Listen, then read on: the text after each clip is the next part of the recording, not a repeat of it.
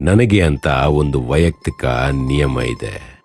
ಒಮ್ಮೆ ಯಾರಾದರೂ ನನ್ನನ್ನ ನಿರ್ಲಕ್ಷಿಸಿದ್ರೆ, ಅಪಮಾನ ಮಾಡಿದ್ರೆ, ನಾನು ಮತ್ತೆ ಅವರಿಗೆ ತೊಂದರೆ ಕೊಡೋದಿಲ್ಲ, ತಿರುಗಿ ಕೂಡ ನೋಡೋದಿಲ್ಲ.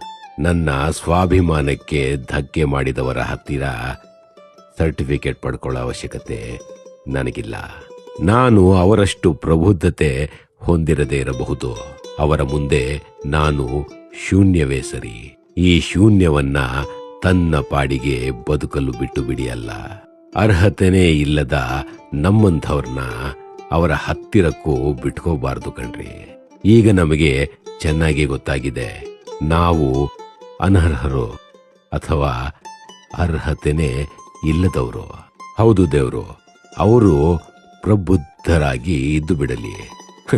ನಮ್ಮ ಸ್ಥಾನಮಾನವನ್ನ ನಮಗೆ ಪರಿಚಯ ಮಾಡಿಸಿಕೊಟ್ಟ ಅವರಿಗೆ ನಾನು ಚಿರಋಣಿ.